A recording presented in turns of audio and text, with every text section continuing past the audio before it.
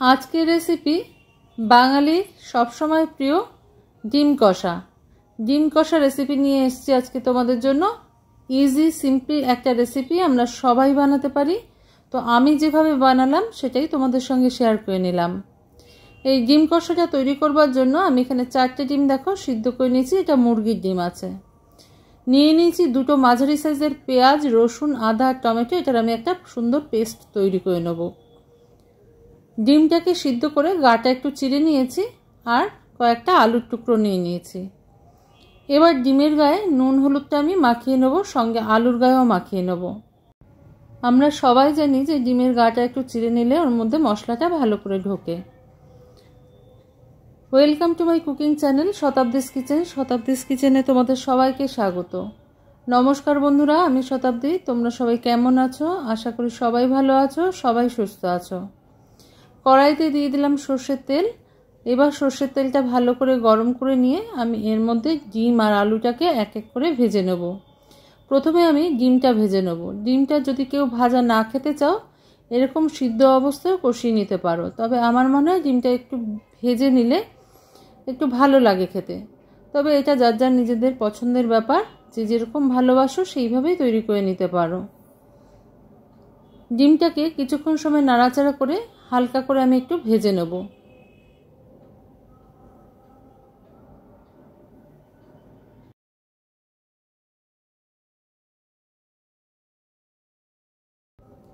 এক দু মিনিট নাড়াচাড়া করলেই দেখবে ডিমটা ভাজা হয়ে গেছে। এবার আমি ডিমটাকে তুলে নেব।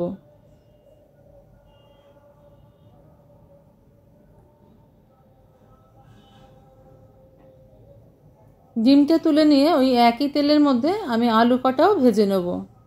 এইভাবে ডিমটা কষানোর সময় আলু আর ডিমটাকে ভেজে নিলে কিন্তু ডিম কষার স্বাদটা কিন্তু ভীষণ ভালো লাগে।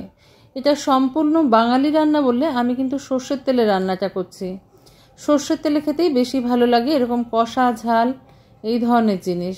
তবে তোমরা চাইলে অন্য তেলও ব্যবহার করতে পারো, কোনো সমস্যা নেই। ভালো করে একটু আলুটাকে ভেজে নেবো লাল লাল করে, তাহলে ডিম কষার স্বাদটা কিন্তু অনেক বেশি ভালো আসবে। খুব সিম্পল ইজি একটা রেসিপি। এই সাধারণভাবে ডিম এইভাবে কষিয়ে নিলে কিন্তু তোমরা হাঁসের ডিম দিয়েও এইভাবে রান্না করতে পারো, খুব সুন্দর লাগে খেতে। এবার এই একই তেলের মধ্যে আমি কিন্তু আর এর মধ্যে তেল যোগ করব না। একটা তেজপাতা ফোড়নে দিয়ে দিলাম, গোটা গরম মশলা দিয়ে দিলাম, লবঙ্গ আর এলাচ দিয়েছি আমি কিন্তু এখানে দারচিনির ব্যবহার করিনি। তোমরা চাইলে দারচিনির ব্যবহার করতে পারো। আমি বললাম এক একজন এক এক রকমভাবে রান্না করে থাকে। আমি শুধু লবঙ্গ আর ছোটো এলাচের ব্যবহার করেছি। একটা মাঝারি সাইজের পেঁয়াজ কেটে নিয়েছিলাম, সেটা ফোড়নে দিয়ে দিলাম। যখন এই সমস্ত ফোড়ন থেকে একটা সুন্দর গন্ধ বার হবে তখন আমি এর মধ্যে দিয়ে দেবো যে পেস্ট করে রেখেছিলাম আদা, রসুন, টমেটো, সেটা।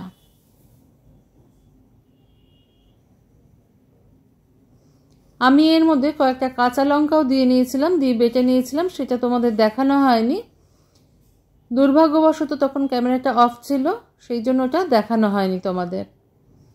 কয়েকটা কাঁচা লঙ্কা আমি এর মধ্যে পেস্ট করে দিয়ে দিয়েছি। ঝালটা যে যার নিজেদের পছন্দ মতো আর স্বাদ মতন ব্যবহার করবে। দিয়ে দিলাম হলুদ গুঁড়ো, রেগুলার যে মশলা হয়। দিয়ে দিলাম নুন, একটু মিশিয়ে নিয়ে দিয়ে দেবো লঙ্কার গুঁড়ো। লঙ্কার গুঁড়োটা আগে আমি দিইনি, এখানে আমি দিলাম। এটা কিন্তু ঝাল লঙ্কার গুঁড়ো আছে। 2টো গোটা কাঁচা লঙ্কাও আমি এর মধ্যে দিয়ে দিলাম। দেখতে ভালো লাগে আর ফ্লেভারটাও খুব সুন্দর আসে, সেই জন্য ভালো করে মশলাটাকে কিন্তু কষিয়ে নিতে হবে যতক্ষণ না পর্যন্ত মশলার গা থেকে তেলটা বেরিয়ে আসছে। এর মধ্যে আমি যোগ করে দেবো 1 পিঞ্চ পরিমাণে, 1 চিমটে পরিমাণে আর কি হিং। হিং দিলে কিন্তু ডিম কষার ফ্লেভারটা খুব সুন্দর হয়। যদি কেউ কখনো না দিয়ে থাকো একবার একটু হিং দিয়ে ডিম কষিয়ে খেয়ে দেখবে, এটা কিন্তু খুব ভালো লাগে খেতে। তো ভালো করে মশলাটা আমি এবার একটু কষিয়ে নেব। মশলাটা কষে এসছে, এবার আমি ডিম আর আলুটা দিয়ে কষিয়ে নেব।